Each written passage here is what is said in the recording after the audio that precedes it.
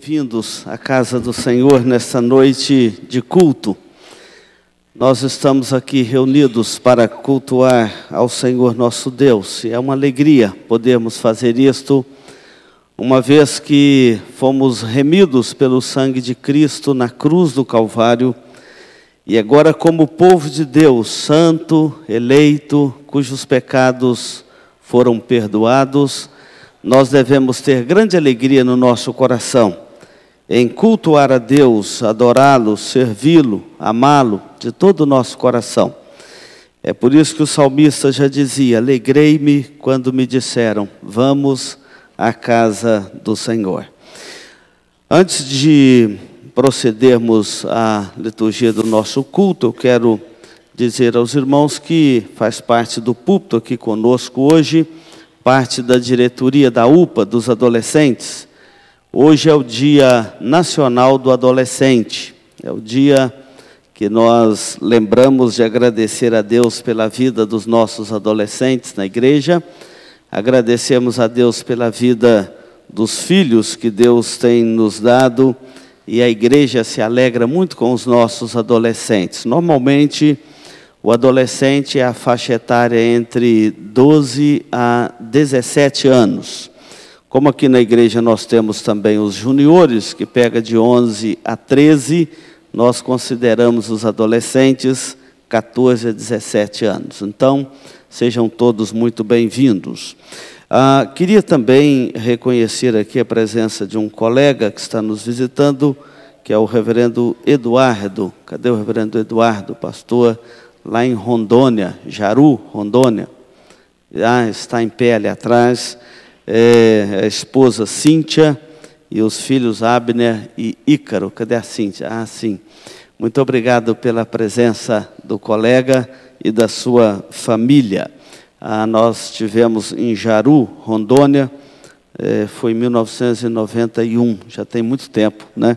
Rondônia já deve estar até mais bonito lá, o Jaru. Seja bem-vindo. Nós vamos convidar a igreja a se colocar de pé e vamos ter uma palavra de oração. O presbítero Luiz Roberto vai estar orando e, após a oração, você permaneça de pé para a leitura da palavra de Deus. Senhor Deus e Pai, nós te louvamos, Senhor, pela oportunidade que nos concede estar em Tua casa, Senhor. Que possamos, assim, prestar louvores de gratidão a Ti, Senhor, pela vida, pelas bênçãos, e principalmente pelos nossos adolescentes, que hoje comemoramos o seu dia, Senhor. Que o Senhor possa estar abençoando a todos, os orientando, e que eles sempre sigam o Teu caminho, Senhor. Que a nossa comunhão contigo possa ser mais próximas. Assim também dos adolescentes, Senhor, que eles sempre procurem o Teu caminho, o Teu aconchego, a Tua proteção, Senhor, que o Senhor é a nossa fortaleza, o nosso refúgio e o nosso conforto, Senhor, que eles sempre possam ter essa certeza em suas vidas. Assim oramos a Ti com gratidão, em nome de Jesus. Amém, Senhor.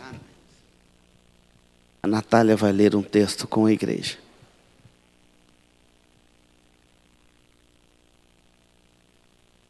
Eu peço que os irmãos abram a Bíblia em Salmo 103.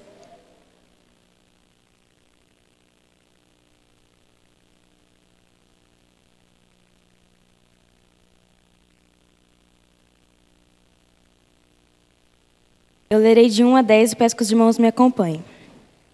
Bendizei a minha alma ao Senhor, e tudo o que há em mim, bendiga ao seu santo nome. Bendizei a minha alma ao Senhor, e não te esqueças de nenhum só de seus benefícios. Ele é quem perdoa todas as tuas iniquidades, quem sara todas as suas enfermidades, quem da cova redime a tua vida e te coroa de graça e misericórdia, quem te farta de bens e tua velhice, de sorte que a tua mocidade se renova como a da águia. O Senhor faz justiça e julga a todos os oprimidos. Manifestou os seus caminhos a Moisés e os seus efeitos aos filhos de Israel. O Senhor é misericordioso e compassivo, longânimo e assaz benigno. Não repreende perpetuamente, nem conservas para sempre a sua ira. Não nos trata segundo os nossos pecados, nem nos retribui consoante as nossas iniquidades.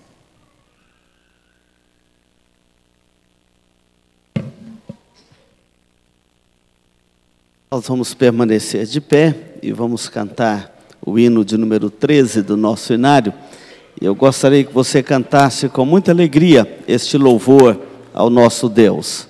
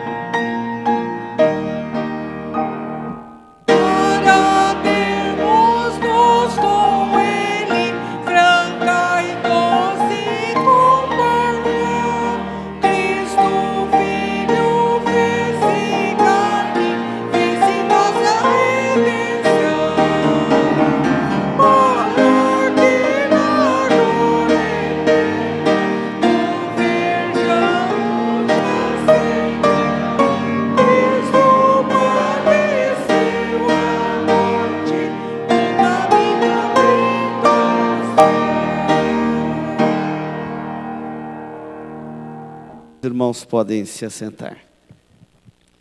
Após cantarmos este hino, que nos fala da contemplação pela fé do nosso Deus, eu gostaria que você abrisse a sua Bíblia na primeira carta de João. Primeira carta de João, o capítulo 1. Lembrando que todo culto nós lemos em sequência um capítulo da Bíblia, lendo um livro da Bíblia. Estamos lendo as epístolas gerais e retomando aqui a leitura da primeira carta de João. 1 de João, capítulo 1. Eu quero que a igreja leia comigo os versos de 1 a 4. Observa se não tem algum visitante perto de você e que esteja sem Bíblia. Ofereça uma Bíblia que tem no banco para que ele possa fazer a leitura, ou compartilhe com ele a sua Bíblia. É a palavra de Deus. É bom que no culto todos tenham acesso à palavra de Deus. Primeira carta de João, capítulo 1. Vamos ler a uma só voz os versos de 1 a 4. Vamos ler? O que era desde o princípio, o que temos ouvido, o que temos visto com os nossos próprios olhos, o que contemplamos e as nossas mãos apalparam com respeito ao Verbo da vida, e a vida se manifestou, e nós a temos visto, e dela damos testemunho, e vô-la anunciamos, a vida eterna, a qual estava com o Pai, e nos foi manifestada. O que temos visto e ouvido, e anunciamos também a vós outros, para que vós, igualmente, mantenhais comunhão conosco. Ora, a nossa comunhão é com o Pai e com o seu Filho, Jesus Cristo. Estas coisas, pois, vos escrevemos para que a nossa alegria seja completa. É para que a sua alegria e a minha seja completa. Ora, a mensagem que da parte dele temos ouvido e vos anunciamos é esta: que Deus é luz e não há nele treva nenhuma. Se dissermos que mantemos comunhão com ele e andarmos nas trevas, mentimos e não praticamos a verdade. Se, porém, andarmos na luz como ele está na luz, mantemos comunhão uns com os outros, e o sangue de Jesus, seu Filho, nos purifica de todo pecado. Se dissermos que não temos pecado nenhum, a nós mesmos nos enganamos e a verdade não está em nós. Se confessarmos os nossos pecados, Ele é fiel e justo para nos perdoar os pecados e nos purificar de toda injustiça. Se dissermos que não temos cometido pecado, fazemo-lo mentiroso e a sua palavra não está em nós. Irmãos, contemplando este texto das Escrituras, que nos conduz a um momento de contrição, de arrependimento, é a palavra de Deus que nos chama a confessarmos os nossos pecados. Devemos fazer isto com toda a sinceridade do nosso coração. Enquanto o ministério vai cantar uma música, você terá oportunidade de curvar a sua cabeça e confessar o seu pecado perante o Senhor nosso Deus.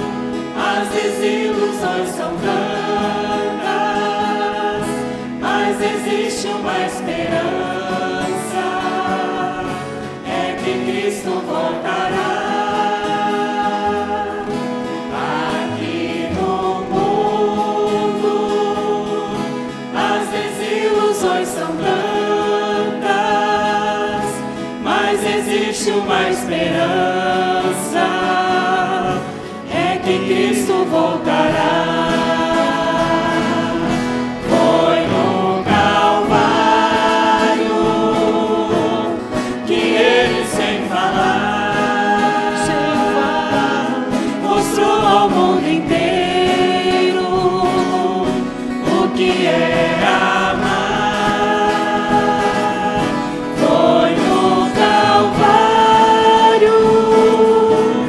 Que Ele, sem falar, mostrou ao mundo inteiro o que é amar.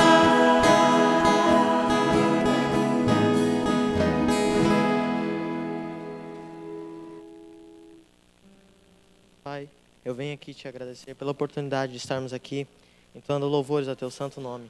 pela oportunidade de estarmos aqui aprendendo um pouco mais de Ti, ó Deus. Venho te pedir que possa estar perdoando nossos pecados. Em nome de Jesus.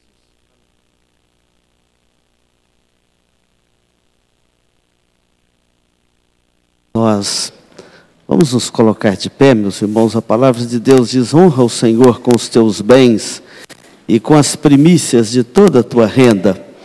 Este hino 165 que nós vamos cantar, que fala dos cuidados de Deus conosco, é a oportunidade também que nós vamos ter de consagrar ao Senhor os nossos dízimos e as nossas ofertas. Todo crente deve ser zeloso, ser um dizimista na casa do Senhor. E este é o momento, a oportunidade para fazermos isto. Vamos consagrar ao Senhor os nossos dízimos e as nossas ofertas enquanto cantamos esta canção.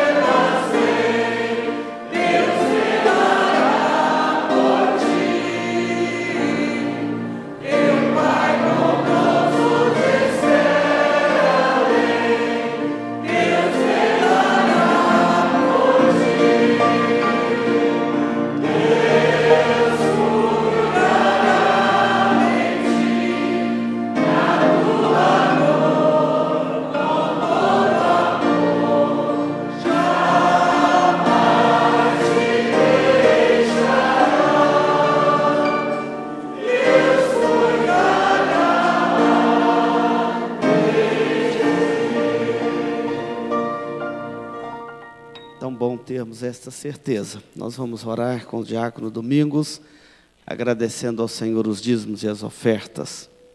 Oremos. Pai Santo, Todo-Poderoso, Nós te louvamos, Senhor Deus, agora com esses dízimos e ofertas, Senhor Deus, porque o Senhor nos supriu com 100% nos seus cuidados para conosco, como foi cantado. O Senhor cuida de nós, cuida de todo o teu povo.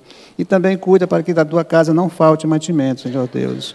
Que possamos, Senhor Deus, sempre ter esse momento de alegria, de termos para devolver a Ti a Tua parte, Senhor Deus. Aceita nosso sacrifício, nosso louvor e abençoe aqueles que com despedimento no coração vieram, trouxeram aqui, Senhor Deus. Também nós rogamos a Ti, a igreja 100% fiel a Ti, como Tu és fiel a nós, Senhor Deus. E que possamos, Senhor Deus, alegremente contar com essas provisões vindas do Teu trono celestial. Abençoa cada irmão, abençoa também a quem vai administrar esses recursos e que possamos, Senhor Deus, sempre Te louvar e Te bendizer no nome de Jesus. Amém. A igreja permaneça de pé e nós vamos continuar louvando o nosso Deus.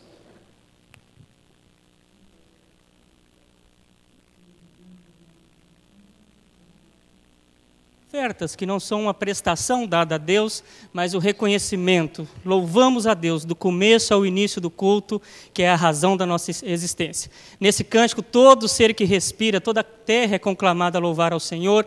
Louve-o cantando bem forte. Se quiser bater palmas, fique à vontade. Gostaria que toda a igreja cantasse conosco. Todo ser que respira, cante e louve ao Senhor. Todo ser que respira, cante e louve ao Senhor. Todo ser que respira, cante e louve ao Senhor. Todo ser que respira, cante e louve ao Senhor. Cantai um novo cântico ao Senhor. Celebrai como a grande festa de louvor.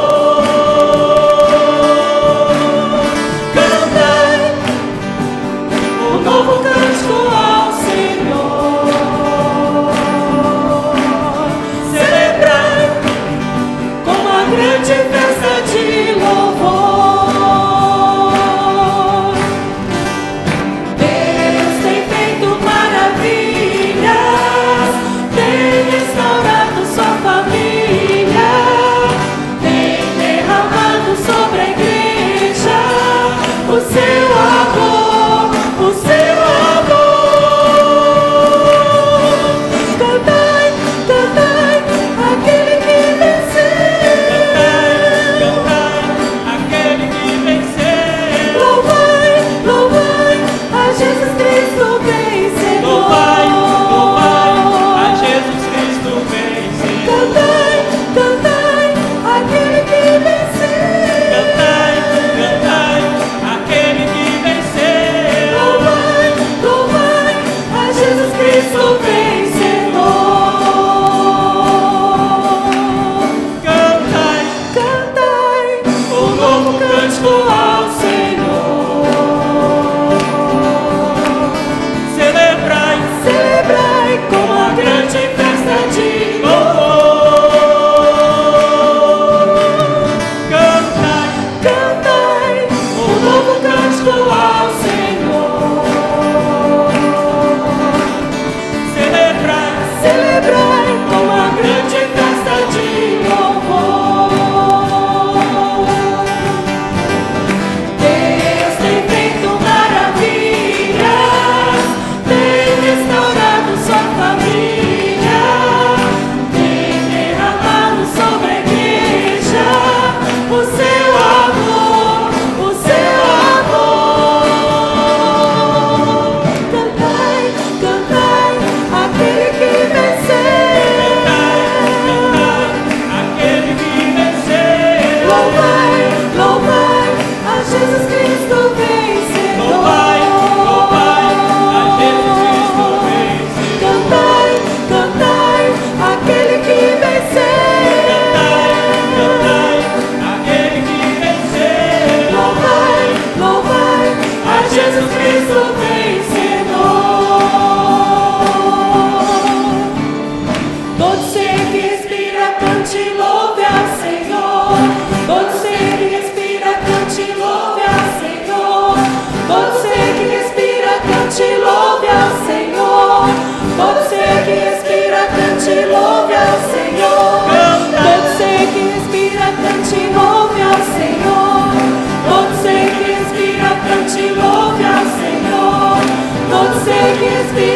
cante, louve ao Senhor.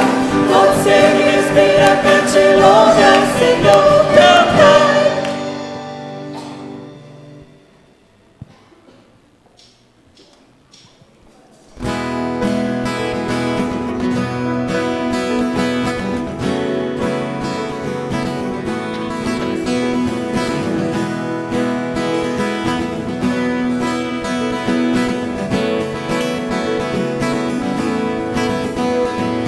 Pai nosso que estás no céu, Pai nosso que estás no céu, santificado é, santificado é. venha o teu reino, Venha o teu reino, seja feita a tua vontade, seja feita a tua vontade, assim na terra como no céu, assim na terra como no céu. nossa provisão tu és, Nossa provisão tu és, todos os dias, todos os dias. precisamos do teu perdão, Precisamos do teu perdão completamente, completamente. não nos deixe cair em tentação, mas livra-nos de todo mal. Teu é o reino, teu é o poder, tua é a glória para sempre, amém. Teu é o reino, teu é o poder, tua é a glória para sempre, amém. Amém, amém. Pai nosso que estás no céu, Pai nosso que estás no céu, santificado é, santificado é. venha o teu reino, Venha o teu reino, seja feita a tua vontade, seja feita a tua vontade, assim na terra como no céu, assim na terra como no céu. Nossa provisão tu és, nossa provisão tu és, todos os dias, todos os dias. precisamos do teu perdão, Precisamos do teu perdão completamente, completamente. não nos deixe cair em tentação, mas livra-nos de todo mal. Teu é o reino, teu é o poder, tua é a glória para sempre, amém. Teu é o reino, teu é o poder, tua é a glória para sempre, amém. Teu é o reino, teu é o poder, tua é a glória para sempre, amém. Teu é o reino, teu é o poder, tua é a glória para sempre, amém. Amém, amém, para sempre, amém. Amém, amém, para sempre, amém.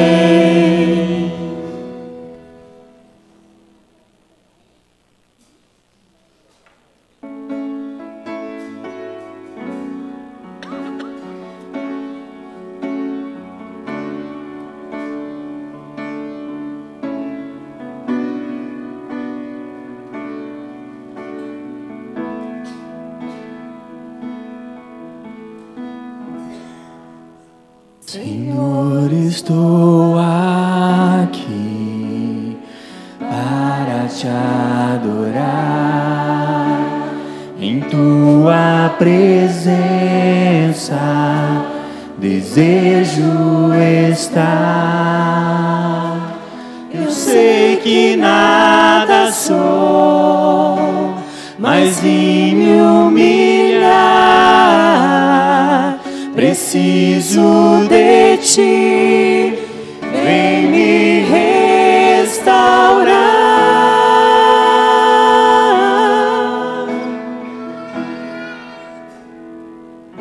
quero ser como um jardim fechado, regado e cuidado pelo teu Espírito. Flua em mim como um manancial do meu interior, com águas vivas, restaura o meu ser.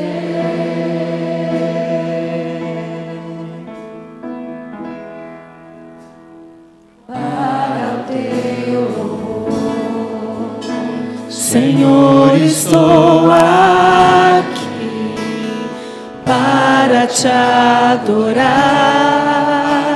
Em tua presença desejo estar.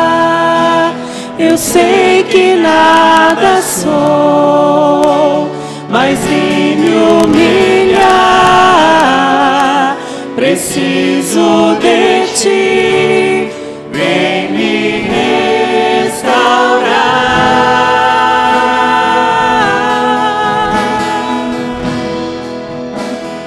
Eu quero ser como o jardim fechado, regado e cuidado pelo teu Espírito. Flua em mim como um manancial no meu interior, com águas vivas, restaura o meu ser, restaura o meu ser, Senhor, para o teu louvor.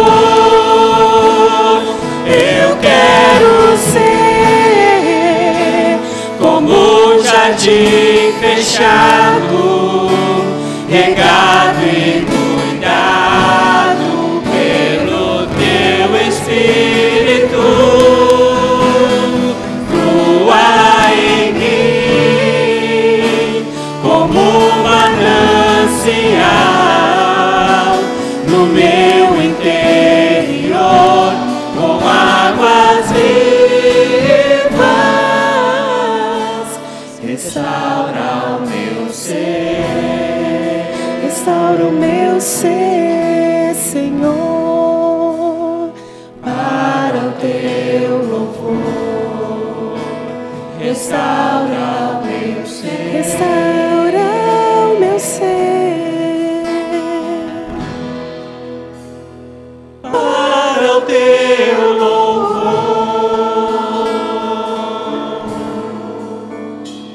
Amém. A igreja pode se assentar.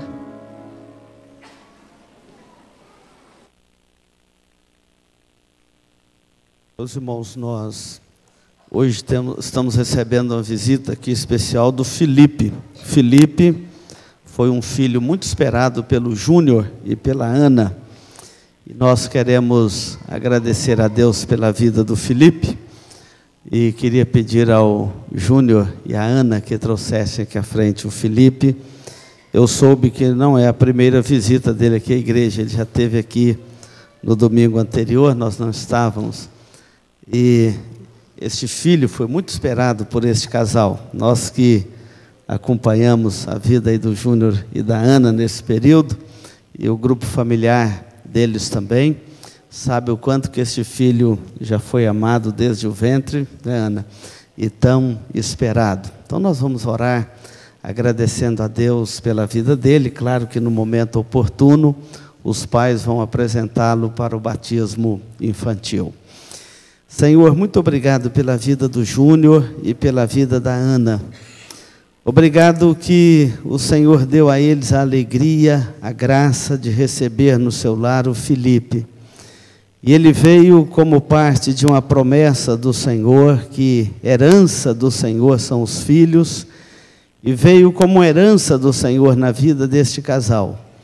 Agradecemos ao Senhor porque o Senhor mesmo preservou e o Senhor mesmo criou o Felipe. Ele é fruto da tua graça e da tua misericórdia na vida deste casal. Pedimos, Senhor, dê toda a sabedoria ao Júnior, à Ana, na criação do Felipe, e que esta, entre as primeiras vezes dele vir à tua casa, seja realmente os primeiros passos das muitas vezes que ele estará aqui na casa do Senhor, e que ele cresça dentro desta aliança com o Senhor. Que os pais tenham sabedoria, ao mesmo tempo que esta alegria do coração, eles possam também pedir sabedoria ao Senhor, para criá-lo na disciplina e na admoestação do Senhor. Nós te bendizemos pela vida do Felipe, rogamos a tua bênção por ele, em nome de Jesus. Amém, Senhor. Amém.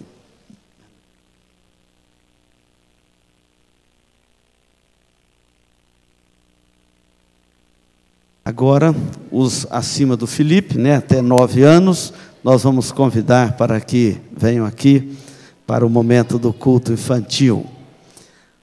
As crianças podem vir, os pais que nos visitam, se quiserem deixar os filhos de até 9 anos, nós temos um momento especial com os nossos filhos menores, as nossas crianças, ali no local escolhido. Eu quero que as crianças venham ficar aqui pertinho. A Lohane, que é adolescente, vai estar hoje orando pelas nossas crianças.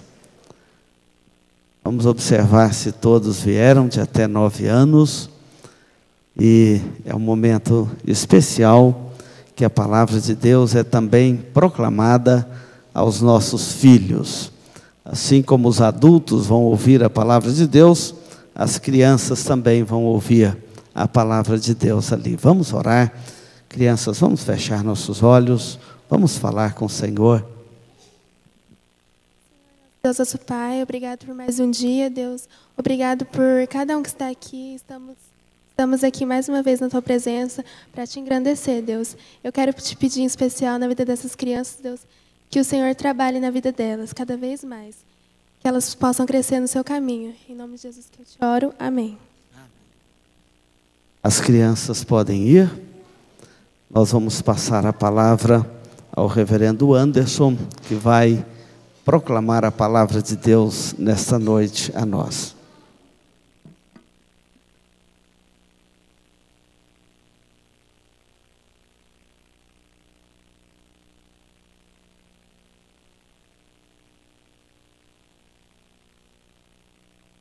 Coisa bela ver a igreja cheia, faltando lugar. A igreja foi feita para ser assim mesmo, para não ter lugar, para expandir.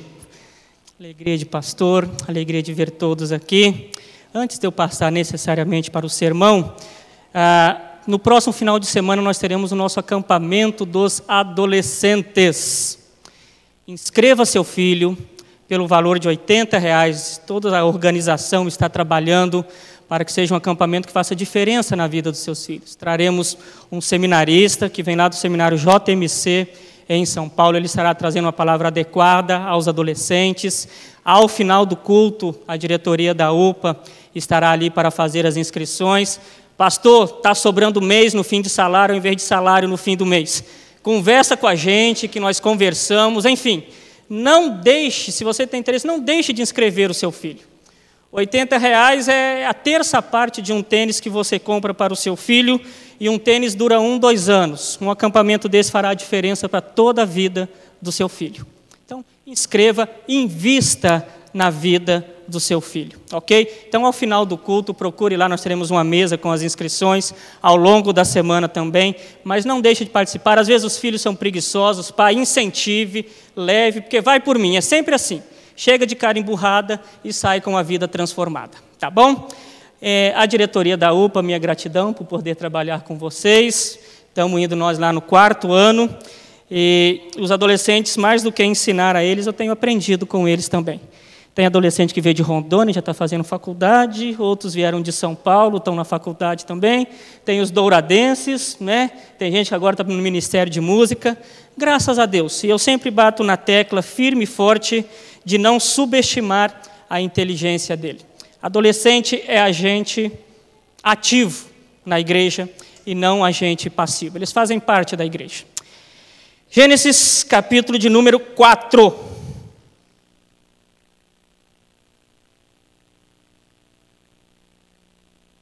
Livro do Gênesis.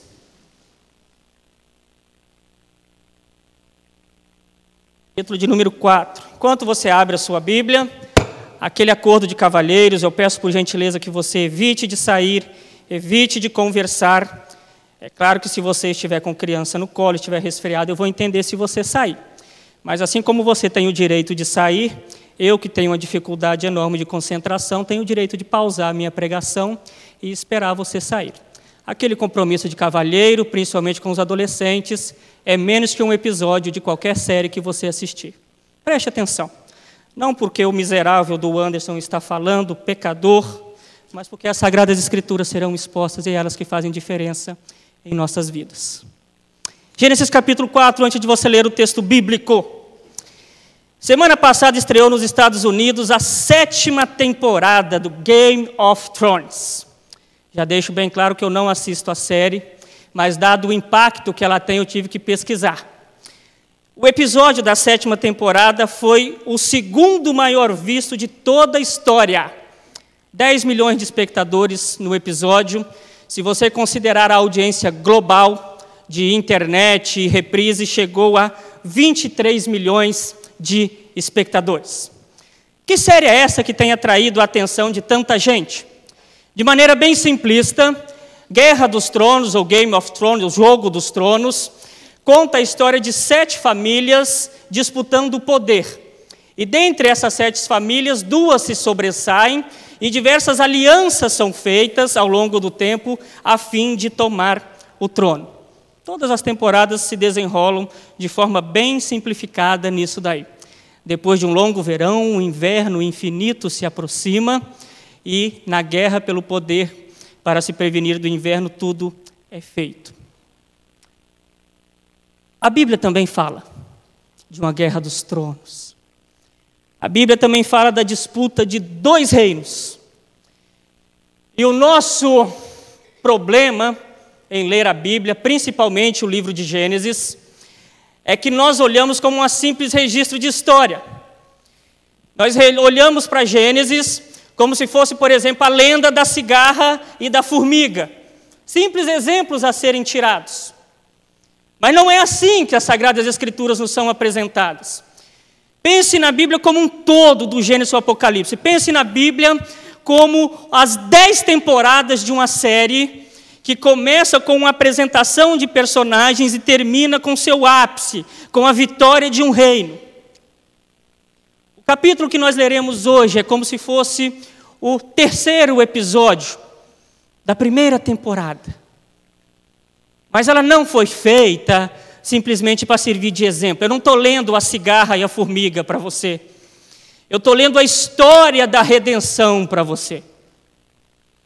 Toda a Bíblia vai se desenrolar no mundo que foi criado perfeito por Deus, no Gênesis. Tudo que Deus fez era bom, o relacionamento entre homem e mulher era bom, o relacionamento do homem com a criação era bom, o relacionamento do homem com Deus era bom, o relacionamento do homem com a terra era bom. Esse é o 1º capítulo. Vou abrir alas. Consegue imaginar a cena? As mãos de Deus, a voz dele, o Espírito pairando, criando todas as coisas. Consegue imaginar Adão e Eva conversando com o Senhor pessoalmente ao final, na viração do dia? Capítulo número 2. Episódio 2 da 1ª temporada, o pecado entra em cena. Tudo aquilo que era belo, aquele relacionamento com Deus, que não havia vergonha, entra vergonha, tem que se esconder, tem que se cobrir. E agora, ao invés de ficar perto de Deus, tem que se esconder, tem que correr. O homem é um eterno fugitivo de Deus. O relacionamento entre Adão e Eva, que era tão bonito, já viram uma DR. Foi a mulher que o Senhor me deu. Já viram uma transferência de responsabilidade. As coisas não são mais como eram. O relacionamento com a terra, em que Deus fala para ele trabalhar, cultivar, trazer as coisas de lá. A terra produzia. A terra foi amaldiçoada. E o trabalho que era prazeroso antes da entrada do pecado, torna-se agora árduo. A queda manchou tudo. Com Deus, com o próximo, com marido e mulher, com a natureza. Nada é como no primeiro capítulo mais. Agora nós vamos para o capítulo 4 de Gênesis, que seria, procura imaginar, o terceiro episódio. O agravamento dessa entrada do pecado. Procura imaginar esses dois reinos. O reino de Deus, que criou todas as coisas. E o reino do diabo, que na realidade é um reino parasita, mas que tenta destruir o reino de Deus. Vamos olhar para o capítulo 4 dessa forma. Então, Gênesis capítulo 4, todo o capítulo. Habitou o homem com Eva, sua mulher. Esta concebeu e deu à luz a Caim, então disse: adquiri um varão com o auxílio do Senhor. Depois deu à luz a Abel, seu irmão. Abel foi pastor de ovelhas e Caim lavrador. Aconteceu que nos tempos, ou ao final de uns tempos, trouxe Caim do fruto da terra uma oferta ao Senhor. Abel, por sua vez, trouxe das primícias do seu rebanho e da gordura deste. Agradou-se o Senhor de Abel e de sua oferta, ao passo que de Caim e de sua oferta não se agradou. Irou-se, pois, sobremaneira Caim e descaiu-lhe o semblante. Então lhe disse o Senhor: por que andas irado e por que descaiu o teu semblante? Se procederes bem, não é certo que serás aceito? Se todavia procederes mal, eis que o pecado jaz à porta, o teu desejo será contra ti, mas a ti cumpre dominá-lo. Disse Caim a Abel, seu irmão: vamos ao campo. Estando eles no campo, sucedeu que se levantou Caim contra Abel, seu irmão, e o matou. Disse o Senhor a Caim: onde está Abel, teu irmão? Ele respondeu: não sei, acaso sou eu tutor do meu irmão? E disse Deus: que fizeste? A voz do sangue de teu irmão clama das mãos do sangue do teu irmão. Quando lavrares o solo, não te dará ele a sua força. Perdão, eu me enrolei. A voz do sangue do seu irmão clama da terra a mim. És agora, pois, maldito por sobre a terra, cuja boca se abriu, para receber de tuas mãos o sangue do teu irmão. Quando lavrares o solo, não te dará ele a sua força, serás fugitivo e errante pela terra. Então disse Caim ao Senhor: é tamanho o meu castigo que já não posso suportá-lo. Eis que hoje me lanças da face da terra e da tua presença hei de esconder-me. Serei fugitivo e errante pela terra. Quem comigo se encontrar me matará. O Senhor, porém, lhe disse: assim, qualquer que matar a Caim será vingado 7 vezes. E pôs o Senhor um sinal em Caim, para que não o ferisse de morte quem quer que o encontrasse. Retirou-se Caim da presença do Senhor e habitou na terra de Nod, ao oriente do Éden. E coabitou Caim com sua mulher, ela concebeu e deu à luz a Enoque. Caim edificou uma cidade e lhe chamou Enoque, o nome de seu filho. A Enoque nasceu-lhe Irade, Irade gerou a Meujael, Meujael a Metusael e Metusael a Lameque. Lameque tomou para si 2 esposas, o nome de uma era Ada, a outra se chamava Zilá. Ada deu luz a Jabal, este foi o pai dos que habitam em tendas e possuem gado. O nome de seu irmão era Jubal, este foi o pai de todos os que tocam harpa e flauta. Zilá, por sua vez, deu à luz a Tubal-Caim, artífice de todo instrumento cortante de bronze e de ferro. A irmã de Tubal-Caim foi Naamá, e disse Lameque às suas esposas: Adá e Zilá, ouvi-me, vós mulheres de Lameque, escutai o que passo a dizer-vos. Matei um homem porque ele me feriu, e um rapaz porque me pisou. 7 vezes se tomará a vingança de Caim de Lameque, porém 70 vezes 7. Tornou Adão a coabitar com sua mulher, e ela deu à luz um filho, a quem pôs o nome de Sete. Porque disse ela: Deus me concedeu outro descendente em lugar de Abel, que Caim matou. Leiamos todos juntos o verso 26. A Sete nasceu-lhe também um filho, ao qual pôs o nome de Enos. Daí se começou a invocar o nome do Senhor. Ó Deus, é a Tua palavra que está diante de nós, ó Pai. Quanto alegra a nossa vida e a nossa alma termos as Sagradas Escrituras diante de nós. Fortalece as nossas vidas, transforma-nos, ó Pai. Que o Teu povo tenha sede da Tua palavra, Senhor. Ó Santo Espírito, Deus que habita em cada crente, tira as vendas do pecado de cada um para compreender as maravilhas da Tua lei. Desvenda os nossos olhos, ó Pai. E não deixe as preocupações cotidianas tirarem a nossa atenção. Obrigado por Jesus Cristo, que faz possível esta oração. Amém. Muito bem. Eu vou dividir o texto em 4 cenas. Lembra que nós estamos falando de uma série maior, que é a história da redenção, a criação, a queda, a redenção em Cristo Jesus e a consumação com a segunda vinda. Esta é a série total. Nós estamos na primeira temporada, num episódio dela, que é o agravamento da entrada do pecado. E neste episódio, imagine a primeira cena deste episódio. Do versículo 1 até o versículo 7, você tem a apresentação dos personagens. São apresentados os personagens deste episódio. Coabitou Eva, sua mulher. Esta concebeu e deu à luz a Caim. Então disse, adquiri um varão com o auxílio do Senhor. O texto aí, coabitou, é no sentido de conhecer, denotando uma relação íntima sexual. Tanto que você vai ver no Novo Testamento que José não conheceu Maria enquanto não fosse o tempo devido. Então, olha que interessante. Eva, então, tem esse relacionamento com Adão. E pare e pense.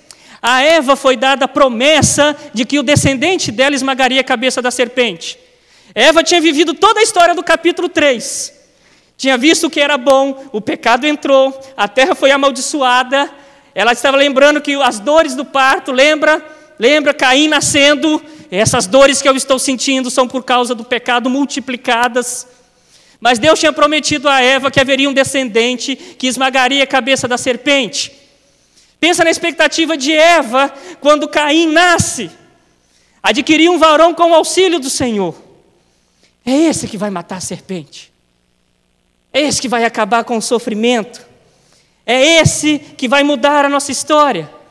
Caim tinha um futuro tão promissor, primogênito.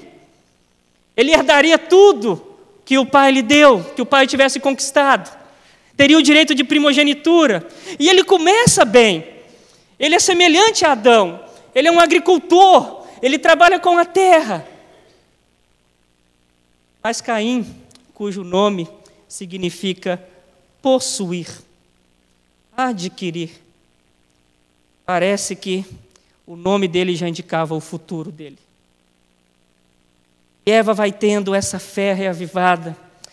É tão bonito Eva dizer ao Senhor, adquiri um varão com o auxílio do Senhor.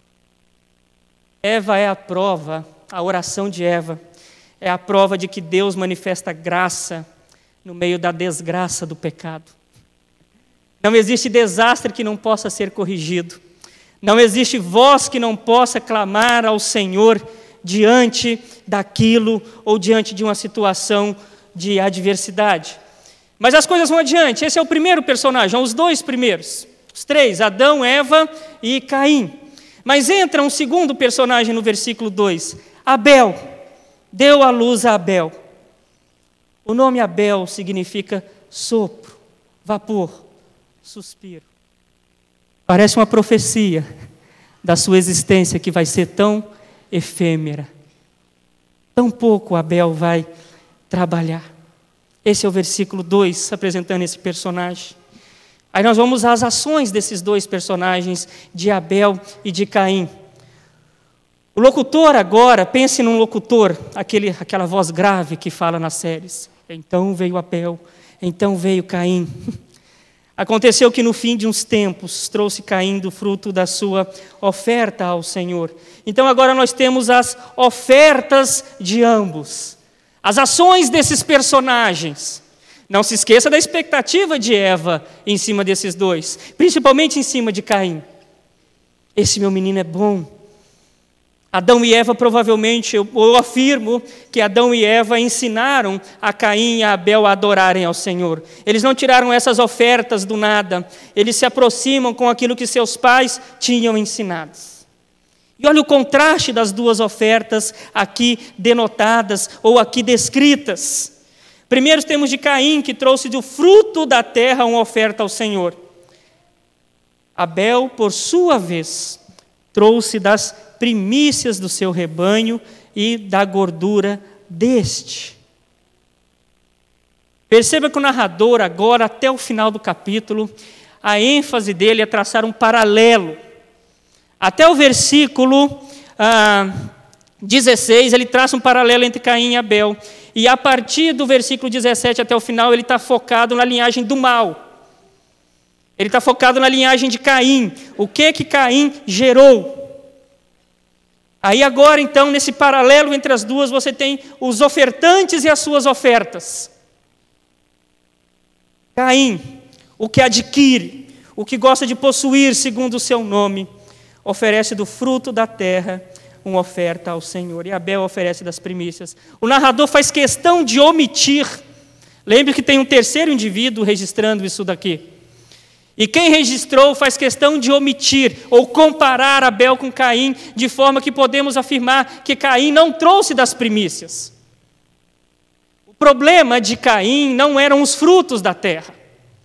Deus vai aceitar frutos da terra. Se você olhar o restante do Antigo Testamento, frutos, cereais, sempre farão parte das ofertas do povo de Deus. A questão não era o fruto que ele trouxe, o fruto da terra. A questão é que não eram primícias. Não eram primícias. Deus não teve primazia na vida de Caim. E olha a sequência com que o narrador fala: agradou-se o Senhor de Abel e de sua oferta. O adorador é agradável antes da oferta. Ao passo que de Caim e de sua oferta, ele não se agrada. O que está em questão aí não é necessariamente a questão física, o que é colocado, mas quem coloca, com que sentimento coloca diante de Deus. Existe uma discussão teológica por que ela foi rejeitada. Tem gente que acha que por causa que Abel oferecia sangue, Caim não, eu não acredito nisso. Tem gente que acha que a questão não é a oferta, é só o ofertante. Eu acho que a oferta não pode ser dissociada do ofertante. O coração do ofertante leva a uma oferta que não é primazia diante de Deus. A oferta de Caim não foi aceita, não pelo aspecto físico dela, mas porque o coração de Caim, que não trazia primazia diante de Deus, levou a ele ofertar algo aquém do esperado por Deus. E aí vai caindo. E aí vai desandando. Ok? Deus não aceitou a oferta de Caim. Mas lembre-se que até aqui, Deus não amaldiçoa Caim, simplesmente não aceita a oferta. O que Deus é soberano para dizer sim ou não. Vamos caminhando no desenrolar agora, a partir do versículo 6. Olha que interessante aqui, versículos 6 e 7. Final do versículo 5, parte B. Irou-se, pois, sobremaneira Caim, e descaiu-lhe o semblante. Note que Caim não fala.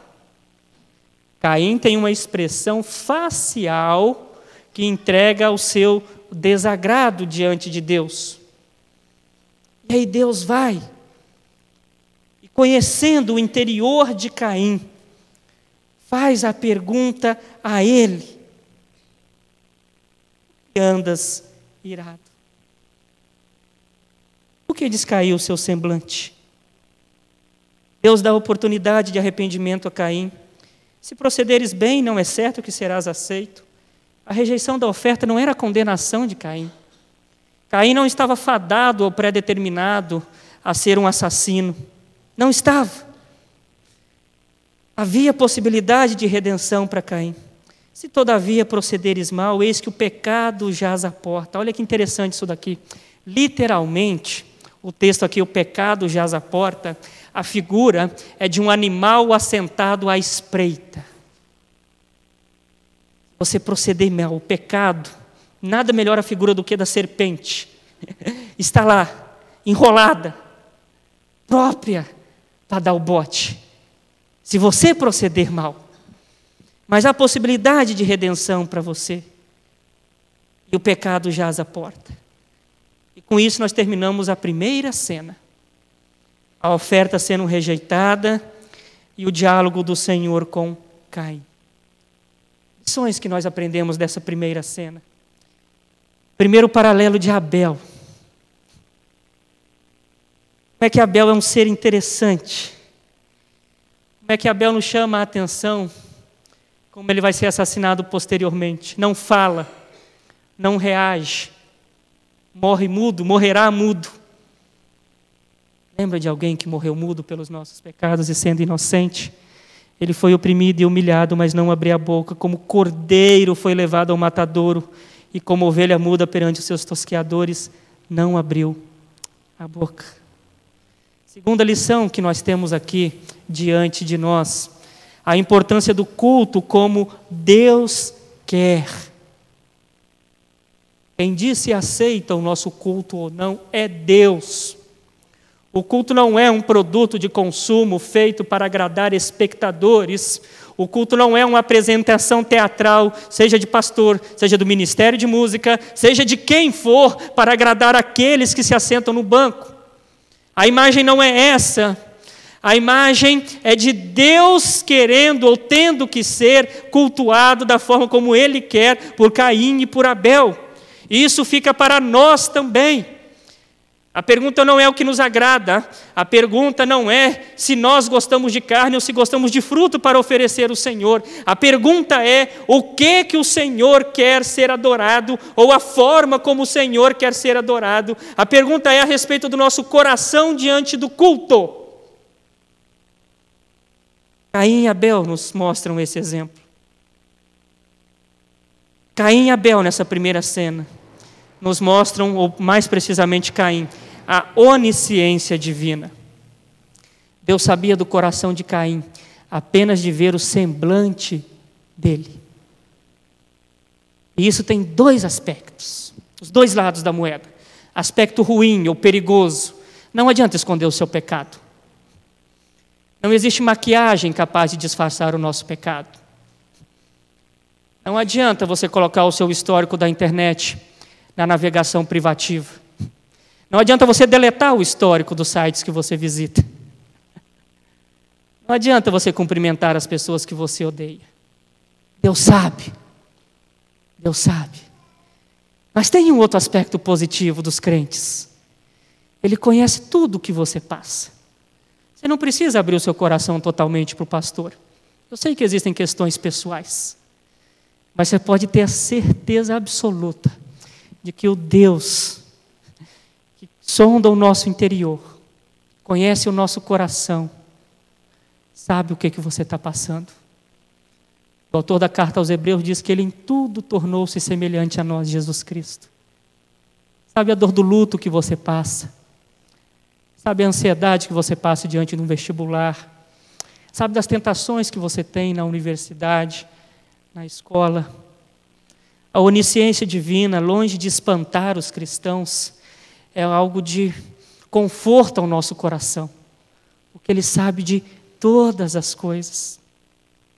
Outra lição que nós temos dessa cena, número 1. Deus indo em busca de pecadores e chamando eles ao arrependimento. Não é belo? Quando você olha no capítulo 3, depois do pecado, quando Deus chama ao homem e lhe pergunta: onde você está? Não é bonito? Deus indo em busca do pecador. Poderia ter deixado Adão morrer. Eu não tenho nada a ver com isso, eu sou onipotente, eu não preciso de você. Você e Eva que pecaram, desçam à cova. Porque eu estaria sendo justo se fizesse isso. Caim, estou nem aí com você. Você aprendeu que era correto com seus pais, não obedeceu, não é problema meu. Mas aí Deus vem. Deus é que busca Caim. Por que andas irado? que está acontecendo, meu filho? Essa cara amargurada. O que está passando no seu coração? E as Escrituras inteiras vão ser sempre Deus indo em busca do pecador. Deus indo em busca do pecador. É Deus quem chama Abraão. Abraão desorientado numa terra estranha, nunca tinha ouvido falar de Deus nenhum. É Deus quem busca Abraão e fala, de você eu vou fazer uma grande nação.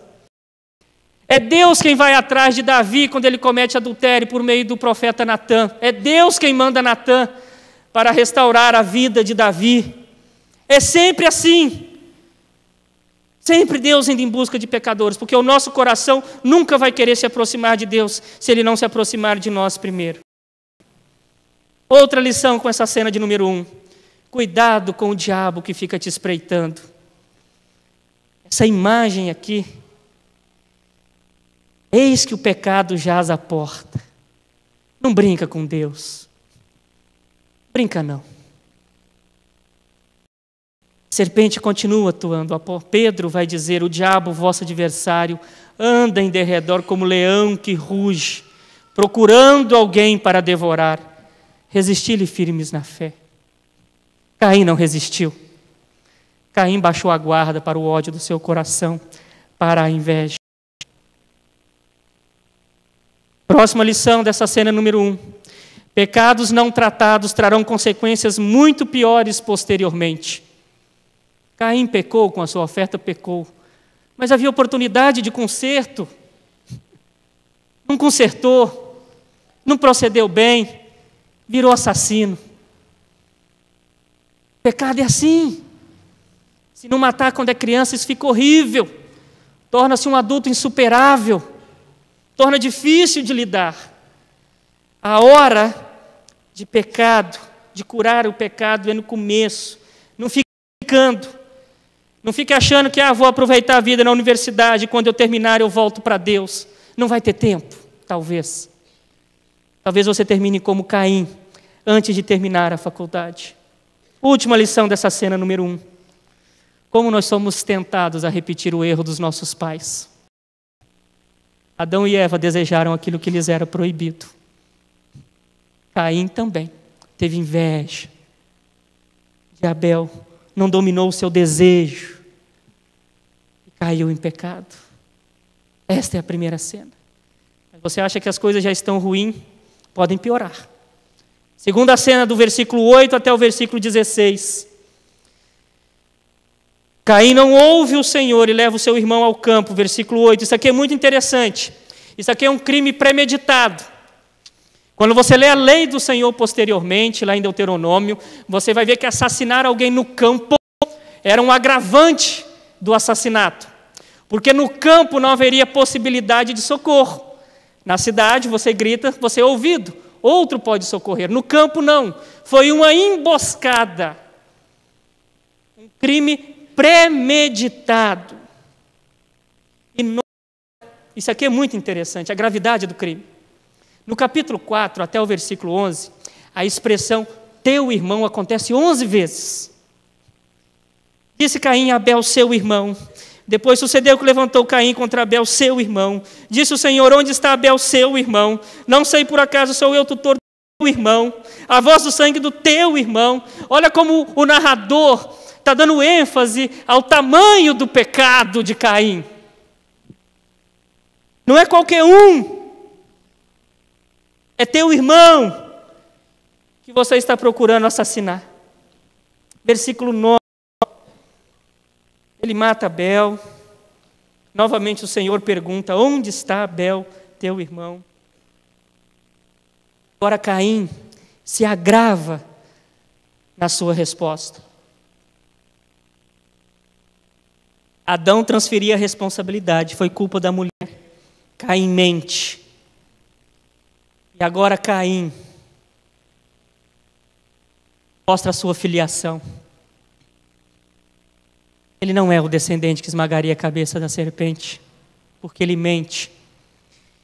O apóstolo João vai dizer que o diabo é o pai da mentira. Filho do diabo, mentindo, matando o irmão. Agora, pois, o cenário vai indo se agravando. Caim mente. Não sei, acaso sou eu tutor do meu irmão? Mentira deslavada. Disse Deus, que fizeste? A investigação divina. A voz do teu irmão clama da terra a mim. És agora, pois, maldito sobre a terra, cuja boca se abriu para receber das tuas mãos o sangue do teu irmão. Deus fazendo justiça ao inocente, a voz do teu irmão clama até mim. Caim recebe a maldição. É a segunda maldição bíblica. Caim é o primeiro ser humano amaldiçoado. Adão e Eva não receberam maldição no Éden. Pode reparar. Ele amaldiçoa a terra e amaldiçoa a serpente. Adão e Eva não são amaldiçoados. Caim é o primeiro homem amaldiçoado. Primeiro ser humano. Aí a terra sofre de novo. Versículo 17. As consequências do pecado parecem que se repetem. A terra não vai ser mais produtiva. Versículo 12, aliás, a terra não vai ser mais produtiva. A terra não te dará sua força, você vai ser errante. Literalmente, irmãos, é quase como um termo semelhante a vagal. E eu vou usar um termo leve aqui. Né? Vagal. Você vai ser um vagal pela terra. E aí o rebelde, versículos 13 e 14. Agora ele clama e reclama daquilo que está acontecendo com ele. Tem medo. O fardo fica pesado. O fardo fica pesado. Ele vai ter que se esconder, ser fugitivo e errante pela terra. Quem comigo se encontrar me matará. Versículo 15. O Senhor, porém, lhe disse, assim, qualquer que matar a Caim será vingado 7 vezes. E pôs o Senhor um sinal em Caim para que não o ferisse de morte a quem o encontrasse. Retirou-se Caim da presença do Senhor e habitou na terra de Nod, ao oriente do Éden. Aqui nós temos um erro de interpretação que, via de regra, nós cometemos. Nós achamos que essa marca do Senhor é uma maldição sobre a vida de Caim. Não é. A marca aqui é uma proteção divina. Porque Caim poderia ser vingado e ter a sua existência abreviada na terra. Deus não está torturando Caim. Deus está protegendo Caim de ser vingado e de ter a sua existência abreviada. É uma tatuagem, não vou colocar tatuagem, porque nós não sabemos que sinal é esse, mas é uma marca protetora. E aí encerra-se a segunda cena. Um assassinato com alguém errante. O mal vai subindo. Lições dessa segunda cena. Pastor, eu não sou como Caim. Que tonto que esse Caim é. Deixa eu dizer para você. O Caim que habita em nós. Todo o que odeia o seu irmão é homicida. E vós sabeis que nenhum homicida tem a vida eterna permanecendo neles. Vai mudar a sua visão sobre Caim? Vai se vangloriar de não ser como ele? Segunda lição que nós tiramos. Acaso sou eu tutor do meu irmão? Indiferença para com o crente, para com o cristão ao seu lado. Quantas e quantas vezes nós achamos, importa eu adorar ao Senhor, não me importa quem está do meu lado. Quantas e quantas vezes nós sabemos que os irmãos têm pecados ou algo do tipo, não estou preocupado, eu não sou tutor de ninguém, cada um dê conta de si. Mas não é isso que o procedimento de Deus para com Caim nos mostra. Essa visão de indiferença. Acaso sou eu tutor do meu irmão? É um Caim. É uma visão de filhos do inimigo, que não entendem que faz parte de um corpo, que não entendem que faz parte de uma comunidade, que não entendem que o pecado do irmão eu tenho que me importar, não no sentido de me intrometer na vida, não no sentido de fazer fofocas, não no sentido de amaldiçoar o irmão, mas no sentido de sofrer junto e lutar para que haja correção. Somos tutores uns dos outros, sim. Essa segunda cena mostra que o sangue do inocente nunca deixará de fazer, Deus nunca deixará de fazer justiça pelo sangue do inocente. O sangue de Abel clama. Deus fez justiça a Abel. E se você está sendo injustiçado, se você está sendo moralmente assassinado no trabalho, por outro, em qualquer circunstância da sua vida, se às vezes os pesos sobre os seus ombros parecem grandes demais, humanamente falando, saiba que Deus vai fazer justiça. Fique tranquilo e descanse nele. Deus não deixa impune aqueles que praticam o mal. Lição ainda dessa segunda cena, a bênção divina mesmo sobre os ímpios. Caim poderia ser assassinado. A marca de Deus sobre ele é uma graça divina estendida até sobre aqueles que são maus. Existe uma graça comum. O próprio Jesus vai dizer que vosso Pai Celeste faz nascer o sol sobre maus e bons e faz sobrevir chuvas sobre justos e injustos. É o mais infame dos assassinos, recebe bênçãos de Deus. Pode ser julgado no dia do juízo final, mas todos recebem bênçãos de Deus. Aprendemos que fugitivos ao oriente do Éden é a situação de todos os pecadores. O Éden ficava no oriente. Ao oriente do Éden, à distância do oriente do Éden, o homem é um eterno fugitivo de Deus. O homem sem Deus é assim. Tem ódio do Éden. Tem ódio da perfeição divina, tem ódio da Bíblia, tem ódio dos crentes. O pecado nos faz andarmos errantes. E Israel vai provar isso daí.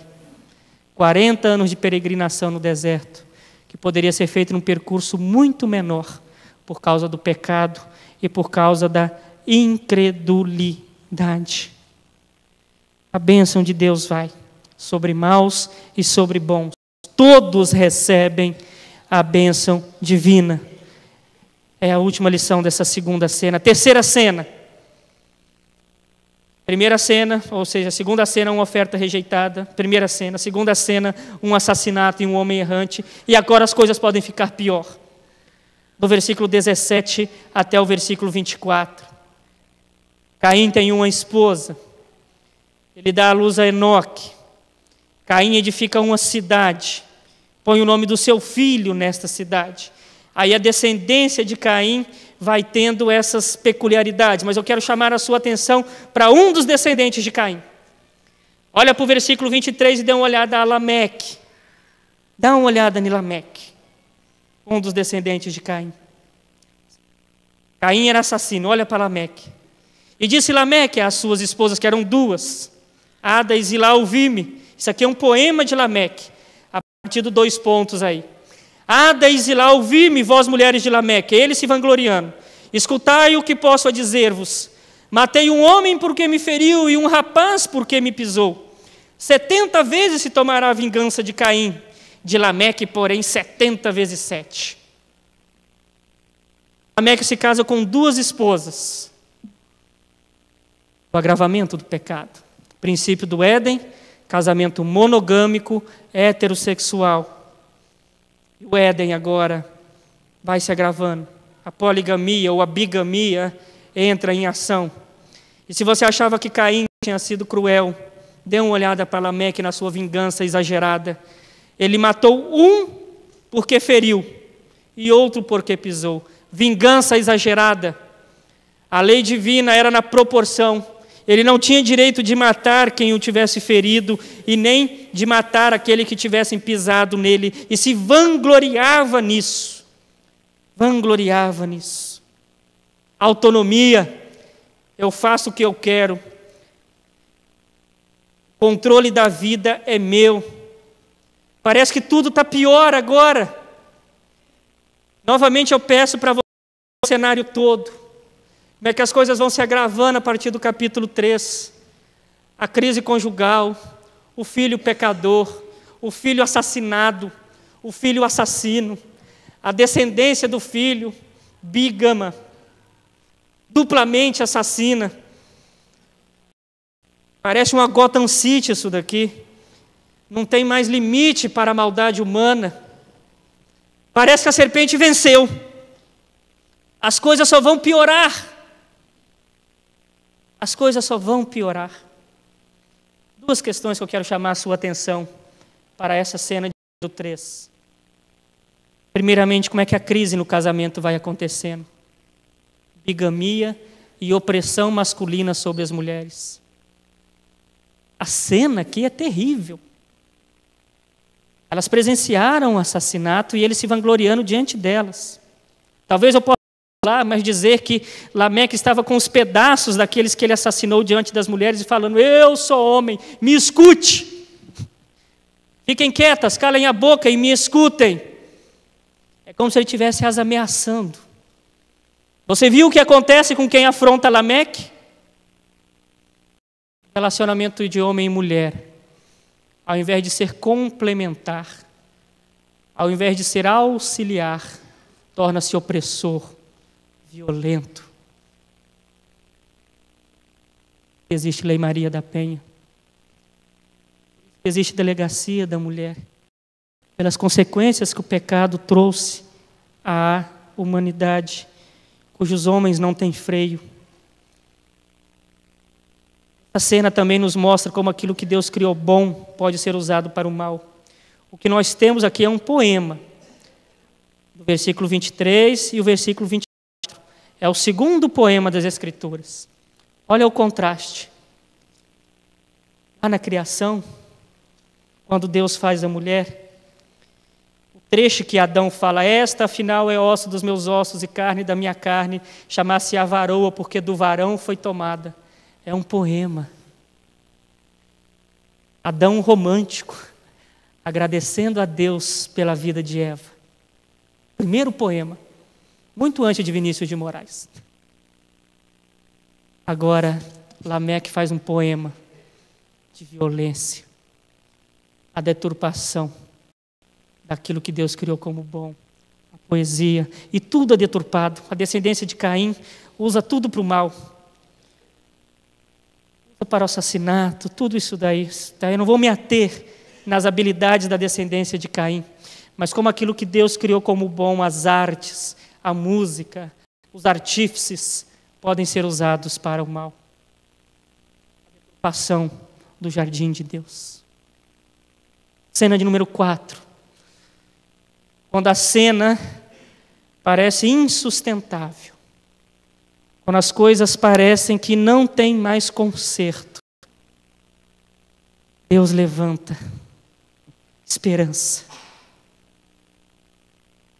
Lembrei de um filme agora. Acho que é X-Men, ou não sei se é o que fala do Wolverine, mas em que uma das X-Men, a Fênix, a última imagem do filme é ela sobre as águas, ou o espectro dela sobre as águas, mostrando que ela não morreu e que ela voltaria nos episódios posteriores. Aqui é isso que está acontecendo. Quando você olha essa situação de Lameque, até o versículo 24, você fala: a serpente venceu. Acabou. Não tem jeito. Caim, que era para ser o descendente de Eva, que ia consertar as coisas, virou assassino. A descendência de Caim está cada vez pior. Abel, que era bom, foi assassinado. Tornou Adão a coabitar com sua mulher, e ela deu à luz a um filho, a quem pôs o nome de Sete. Porque disse ela: Deus me concebeu outro descendente em lugar de Abel, que Caim matou. A Sete nasceu também um filho, a qual pôs o nome de Enos. Daí se começou a invocar o nome do Senhor. E a descendência de Sete vai dar origem a Jesus Cristo, que vai esmagar a cabeça da serpente. Agora, olha que bonito. Caim significa possuir, ter. E agora, Sete, o filho dele, o nome dele significa concedeu. Caim, adquirir. Sete, concedido. Deus me deu. É diferente. É o reconhecimento da dependência divina. É o reconhecimento de que longe de Deus não há possibilidade de redenção. Sete é a prova de que Deus não desampara o seu povo. E agora passa-se a invocar o nome do Senhor. Da cena de número 7. Cena de número 4. Última cena. Deus é fiel a dar continuidade ao seu povo. A linhagem da serpente não vence. O reino da serpente jamais prevalecerá. Quando as coisas parecem drásticas, ele vai resgatar, e vai ser assim no tempo de Israel inteiro. Quando os reis são os piores possíveis, quando os reis queimam seus filhos, quando o reino é subjugado, Deus mantém um remanescente fiel e traz de volta o seu povo para si. Entre o último do Antigo Testamento e o primeiro capítulo do Novo Testamento, 400 anos de silêncio. Deus morreu. Deus está calado. Deus saiu. Deus não se importa com a gente. Aí surge a voz do que clama no deserto: preparem o caminho para aquele que virá, do qual eu não sou digno sequer de desatar as suas sandálias. E ao longo da história da igreja vai ser assim. Às vezes nós achamos que o cristianismo está aniquilado. Às vezes nós achamos que a nossa vida espiritual morreu. O diabo vai tentar de todas as formas. Abel foi o primeiro de muitos mártires.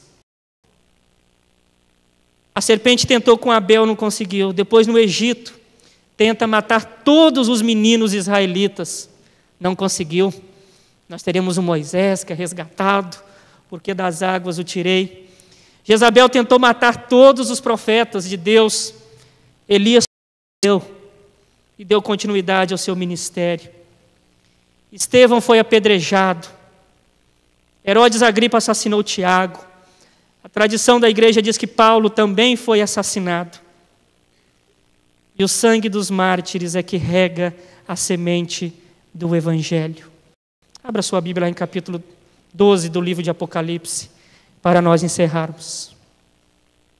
Apocalipse 12.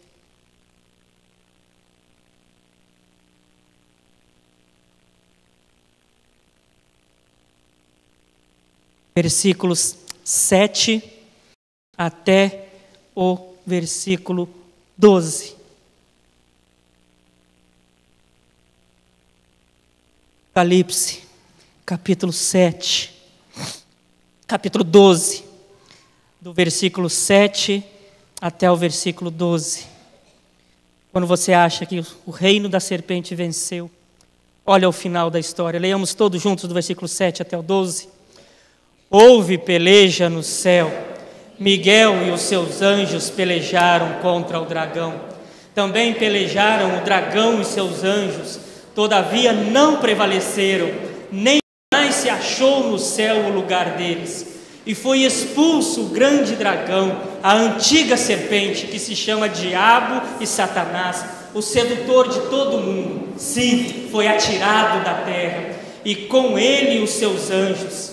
Então ouvi grande voz do céu proclamando: agora veio a salvação, o poder, o reino do nosso Deus e a autoridade do seu Cristo, pois foi expulso o acusador de nossos irmãos, o mesmo que os acusa de dia e de noite diante do nosso Deus.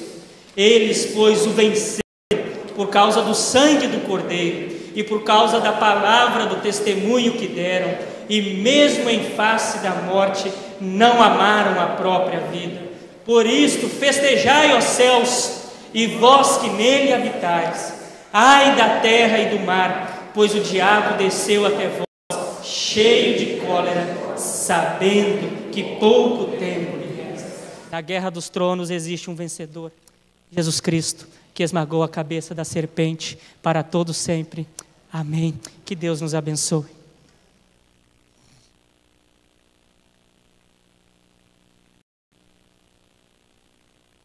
Meus irmãos, nós estamos chegando no momento final deste culto. Gostaria de conclamar a igreja a se colocar de pé para o nosso momento de oração, pedindo que a palavra do nosso Deus venha encontrar refúgio no nosso coração e a nossa vida encontre refúgio sempre na palavra do Senhor nosso Deus. Ó Deus bendito, quão bom é estarmos na Tua casa, neste tempo de culto, quando também a Tua palavra é proclamada, e quando parece que a esperança do homem se foi, o Senhor mostra o próximo quadro cheio de esperança, de alegria e paz para nós.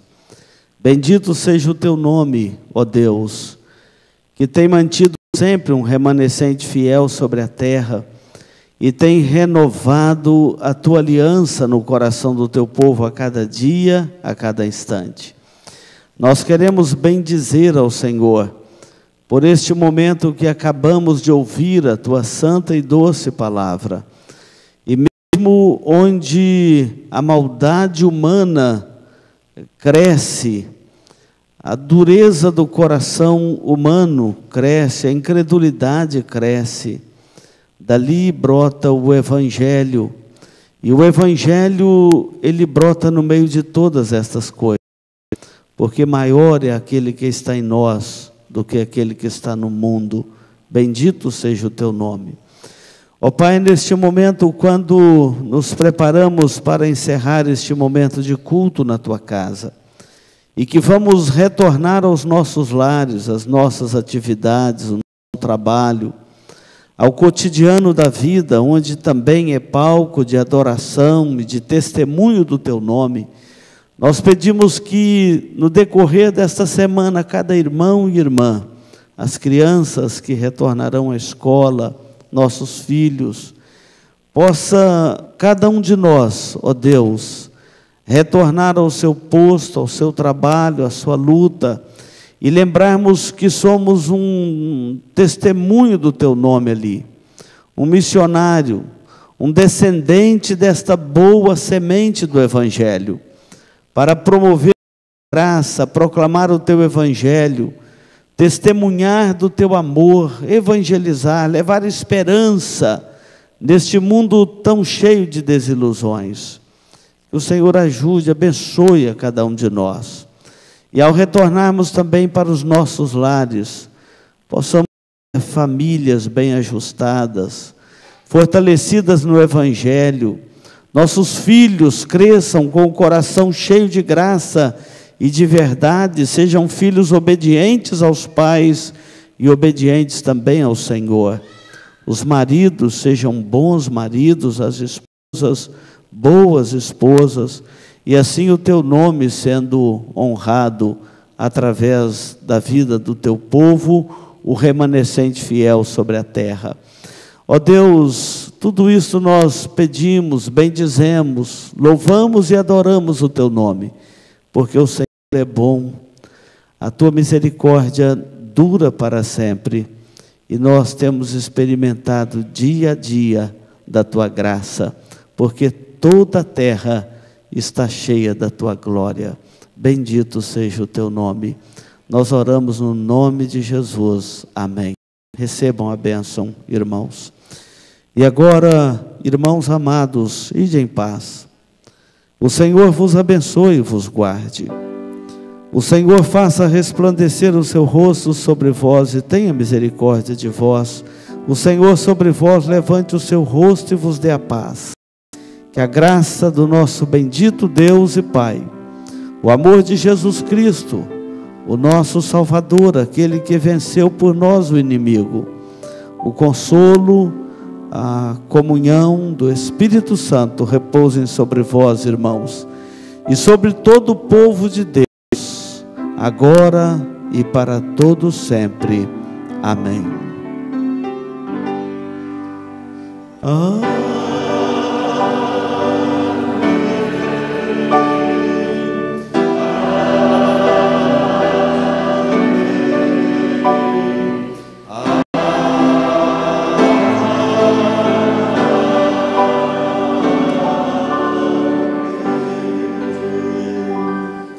Os irmãos podem se assentar. Chegaram mais alguns visitantes a nós aqui. Nós já apresentamos a família pastoral que nos visita. E chegou aqui também o nome da Natália e da Marisa. Onde estão elas? Natália né? E a Marisa, cadê a Marisa? A Thalier, né? A Marisa, está lá atrás, desculpa, Marisa. Os irmãos cumprimentem, por favor, estas nossas visitantes, tá bom? Por favor, estenda a mão aí, cumprimenta a Marisa. Tem mais alguém que nos visita nesta noite? Se tiver, eu gostaria que se colocasse de pé. Às vezes não foi identificado ali pelo nosso balcão de informações, mas se nos visita, queria se colocar de pé. Lá temos outras pessoas nos visitando, uma família, por favor, os irmãos estendam a mão, cumprimentem, deem as boas-vindas em nome da igreja, sejam bem-vindos, né? Final de julho sempre tem pessoas nos visitando, são familiares da igreja ou familiares de jovens que estudam aqui em Dourados, nossos irmãos. Nosso abraço a todos vocês. Aquele balcão de informações ali na saída do templo, caso você queira levar algum material da igreja ou deixar alguma informação sua igreja, o balcão está ali para recebê-lo em nome da igreja, tá bom? O presbítero Nelvo pediu para avisar a todos os casais aí que está aproximando o nosso próximo encontro de casais e já estamos trabalhando, a equipe já está trabalhando. Na terça-feira, nós temos às 19 horas uma reunião de oração, tanto dos homens como das mulheres, e depois da reunião de oração, às 20 horas, a equipe vai para o salão, onde das 20 às 21 é um período de trabalho, colocar nossas mãos a serviço do reino de Deus. Então, todos os casais estão convocados aí nesta terça-feira próxima, às 19 a reunião de oração e às 20 horas os trabalhos do ministério, tá bom? E os adolescentes pedem para reafirmar as inscrições para o acampamento que está aproximando e será uma bênção ter todos os adolescentes da igreja participando deste acampamento no próximo fim de semana. Incentive seu filho, invista na vida dele, é um momento precioso para os nossos adolescentes, tá bom? Nós vamos ouvir o pós-lúdio, estaremos à porta para cumprimentar os nossos irmãos.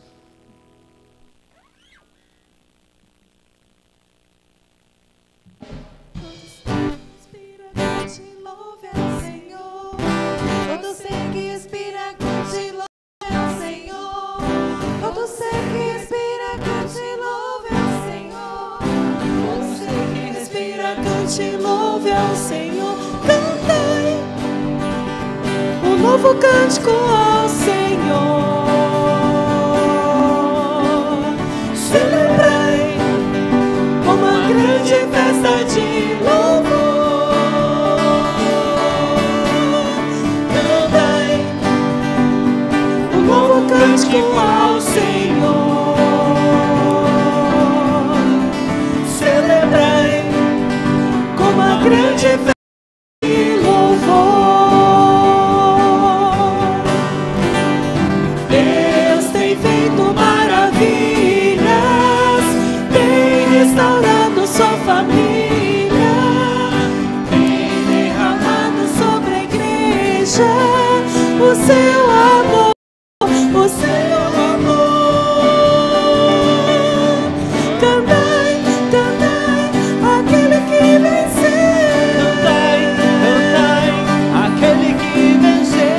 Louvai, louvai a Jesus Cristo vencedor. Louvai, Jesus Cristo vencedor. Cantai, cantai, aquele que venceu. Cantai, cantai, aquele que venceu.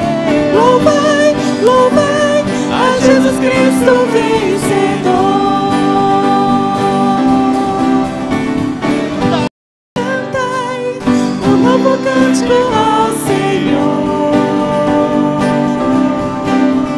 Celebrai, celebrai uma grande festa de louvor. Cantai, cantai um novo cântico ao Senhor.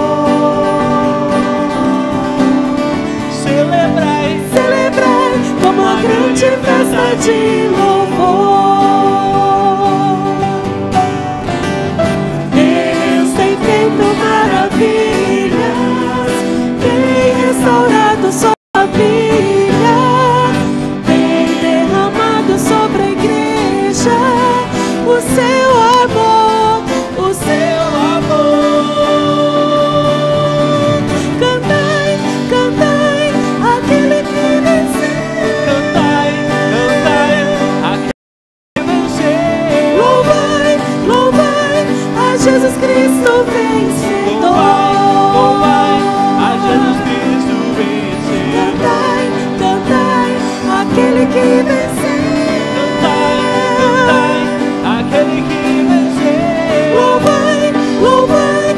Jesus Cristo vencedor. Todo ser que respira, cante, louve ao Senhor. Todo ser que respira, cante, louve ao Senhor. Todo ser que respira, cante, louve ao Senhor. Todo ser que respira, cante, louve ao Senhor. Todo ser que respira, cante, louve ao Senhor. Todo ser que respira, cante, louve ao Senhor. Todo ser que respira, cante, louve ao Senhor. Todo ser que respira, cante, louve ao Senhor.